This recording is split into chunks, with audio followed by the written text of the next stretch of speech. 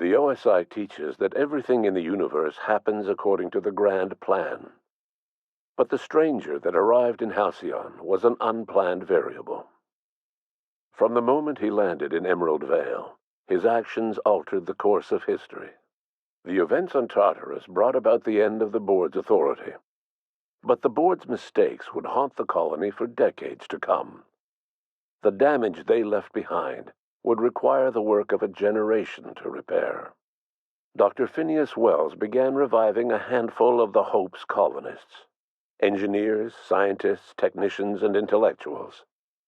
They were among the brightest minds the Earth had ever sent out into the stars. The Hope scientists and engineers woke up in a colony descending headlong into total collapse. With no way to return to Earth, they had no choice but to band together and devote themselves to the cause of saving Halcyon. The people of Halcyon were nothing if not hardy. In the absence of the board's authority, many of the colony's settlements banded together with a single purpose in mind: survival. Life was especially hard in the years to come. Some towns dissolved by attrition and starvation, but most of them found a way to carry on. In the years to come, Halcyon was forced to reckon with its newfound freedom. The board was gone, and for better or worse, the colony was responsible for its own destiny. Between MSI's worker-centric policies and the iconoclast's manpower, Sanjar and Zora were able to rally many of the Terra 2 townships to their cause. MSI's workforce swelled, and the iconoclasts enjoyed a significant surge in their ranks. The board was too distracted by infighting and internal politics to stop MSI from becoming a powerful corporation and a refuge for townships that might have fallen through the cracks. Consumed by paranoia, Lilia Hagen took Sublight Salvage in a controversial direction, openly accusing board officials of an extraterrestrial conspiracy. One day, an accident at the Groundbreaker's docking bay silenced her forever. Time would tell if her replacement could keep the Sublight family together. Adelaide McDevitt replaced Reed Thompson as the leader of Edgewater. She and her followers transformed Edgewater in their image. Anyone loyal to Reed was pressured into leaving town, and those who stayed behind adapted to her way of life. Adelaide transformed the old cannery into a new garden. The nearby Edgewater Cemetery provided a convenient source of fertilizer. As for Reed Thompson, it was said that he lasted exactly 2 days outside the walls of Edgewater. Years later, a marauder was found in possession of his hat. Under the leadership of Junlei Tennyson, the Groundbreaker held firm against corporate influence. The ship's mechanical stability gave Junlei the time to educate a promising generation of engineers schooled in her family's traditions. The future of the Groundbreaker looks promising. The rediscovery of the Hope and the abandonment of the lifetime employment program forced Byzantium to come to terms with some uncomfortable realities about the state of Halcyon. While Byzantines were reluctant to surrender the luxuries they'd grown accustomed to, the board's diminished authority gave them little choice in the matter. Nearly everyone had to learn to make do with less. Some even had to get jobs. It was a dark time indeed. Even the Gorgon asteroid, though a distant enigma to most of Halcyon, felt the aftershocks of your actions. Olivia and Minnie Ambrose worked together to cure the marauders Adrena Time had created. Through their partnership as scientist and administrator, they discovered the harmony that had eluded them as mother and daughter, and through years of patience and effort, they discovered a means to wean Halcyon from the scourge of Adrena Time. Their work eventually allowed Wells and his scientists to treat many of Halcyon's marauders. As their addiction waned, the colonists who had lived for so long under the thrall of Adrena Time returned to their communities and loved ones, and joined in the effort to save Halcyon. In spite of everything, The Gorgon asteroid remained a sobering reminder of the potential for progress and disaster in humanity's most ambitious efforts. The Rizzo's company in Halcyon dissolved after the collapse of the board. Needless to say, the launch of Spectrum Brown was indefinitely delayed. A stockpile of Spectrum Brown remains buried deep beneath the ruins of the old distillery, abandoned to time and attrition. Ruth Bellamy never forgot the words you said to her. She coped with Belinda's death by committing to live in a way that would make her sister proud. When the remnants of the colony banded together, Ruth Bellamy was there to help.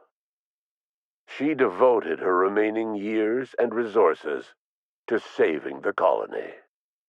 Years later, when the worst of the crisis had passed, Aetherways returned to Halcyon's culture. An aging Ruth Bellamy tried her hand at directing. Her first Aetherwave drama was dedicated to the memory of Belinda Bellamy and to her old friend, Captain of the Unreliable. The dissolution of the board did not mean the dissolution of the ambitions of Cedric Kincannon, the charismatic leader of Sublight Underground. Cedric offered Slug's transportation services to the newly thawed colonists and set to work ferrying resources and food wherever they were most needed. For better or worse, Slug headgear became fashionable in the following years. As the board began to disintegrate, Spencer Woolrich found himself at a crossroads. Cling to what little stardom remained to him, or help usher Halcyon into its new future. To the surprise of many, perhaps himself most of all, Spencer chose the latter option. Having learned a variety of different skills in the many different roles played throughout his lengthy career, Spencer founded a radio serial dedicated to staying alive despite the odds. His subjects included how to survive violent encounters with only grazing wounds, dispense pithy one-liners for tense scenarios, and, of course, how to look good doing both. After a brief attempt at dating Helen as one person rather than two, which both Bertie and Helen found too strange, Bertie struck out on his own to try his hand at raising woolly cows. Many of his former Rangers teammates soon followed, accompanied by the woolly cow the team had originally plied with alcohol. The dairy farm thrived under Bertie's leadership and care. The Dairy Rangers privately believed that the woolly cows softened Bertie's temper considerably, although the only one brave enough to say this to his face was promptly headbutted. Due to the board's dissolution, many of the Prophet's old customers no longer found quite the same value in productivity seminars that they once had. With her business drying up, the Prophet chose to take her followers down a new path. Months later, salvagers on Eridanos found clues leading them to a seemingly abandoned bunker out in the wilderness. Inside, they discovered horribly mangled corpses, sacrificed to a blood-scrawled portrait of a sprat-headed deity. The Prophet was not among the bodies. Your influence shifted Ellie's perspective. She finally admitted, albeit grudgingly, that she just might need other people. Sometimes. With a steady income from the life insurance payouts, she was finally able to afford a ship of her own. She hired a small crew and flew supply missions to communities on the fringe. Some of them were even legal. Life in Halcyon was sobering for Felix Millstone. The grand revolution he dreamed of never came. There was no great awakening for the colony, no celebrations in the streets. There was only the hard, desperate work of trying to repair a broken colony. Felix never had a head for numbers, but if there was labor to be done, he was there to help. Eventually, Felix realized that the work of a revolution was done with two hands. As much as he enjoyed his adventures aboard the Unreliable, the vicar, known as Max, eventually decided that it was time to move on, to live out the life he had sought so long to create. He knew there were many in the colony who carried burdens much worse than the ones he had struggled with, and he devoted himself to easing their suffering wherever he could. He only ever took up arms again to defend the defenseless. Unshackled from a lifetime of striving and fighting the universe and himself, Vicar Maximilian de Soto was finally at peace. Once the matter with the Hope colonists was resolved, Junlei bashfully asked Parvati if she'd like to join her permanently on the Groundbreaker, and Parvati enthusiastically, if somewhat awkwardly, agreed. The stories of her adventures spread across the colony, and Parvati soon found herself the center of attention. Having served as the engineer of a renowned spacecraft, tramp freighters and wildcat miners sought her out by name, and in no time, she was a fixture in the Groundbreaker's mechanical ecosystem. She and Junlei were never far apart. Nyoka returned to Monarch to take another crack at making a permanent life for herself. She formed the Charon Group, a mercenary outfit of ragtag survivalists and wilderness experts.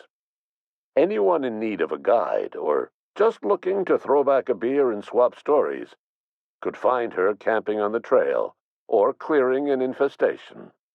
The SAM unit that accompanied you spread awareness of the product line's superior sanitation and maintenance capabilities across what was left of the colony. This led to a boost in SAM unit sales. Did you know that SAM units are the longest-lasting, toughest-acting cleaning solution in Halcyon? Minister Clark was released from house arrest, and his contact with you gave him a sense of renewed purpose and vigor. Once it became clear that no help would be coming from Earth, he threw his considerable efforts and talents into helping Halcyon manage the crisis before it. Chairman Rockwell served as the public face for the changes in Halcyon to come. Whenever you needed strings pulled or a voice to sell a policy change, Rockwell was only too happy to oblige. As for Dr. Phineas Wells, he spent his remaining years in his orbital lab. He eventually came to terms with his own past, and was able to forgive the mistakes of his younger self by devoting his remaining years to serving the colony. Dr. Wells was able to revive many more scientists and engineers than he first expected, thanks to the additional batch of chemicals you stole from the ministry. Wells never forgot about the human lives that were lost in acquiring these chemicals. In the end, Dr. Wells was able to save every scientist and engineer aboard the Hope. Over the next decade, nearly all of the Hope's remaining colonists were successfully revived.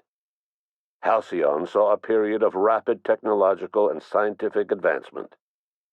Breakthroughs in dietary supplements saved the colony from starvation.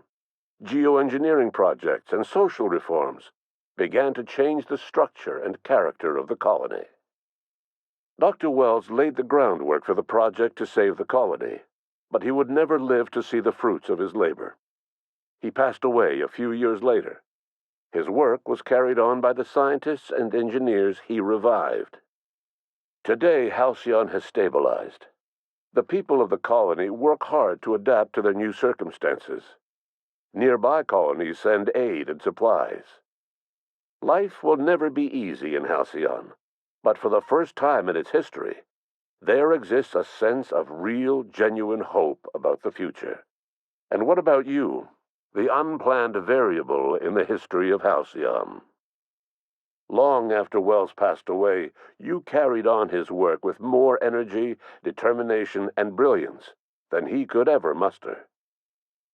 The years that followed were hard, but Halcyon survived by the efforts of the Hope's most promising colonists, the greatest of which was you. No one knows what's happened to Earth, and no one knows what the future has in store for Halcyon. All we know for certain is this: the name of the Unreliable and that of its intrepid captain will remain the subject of countless stories for years to come.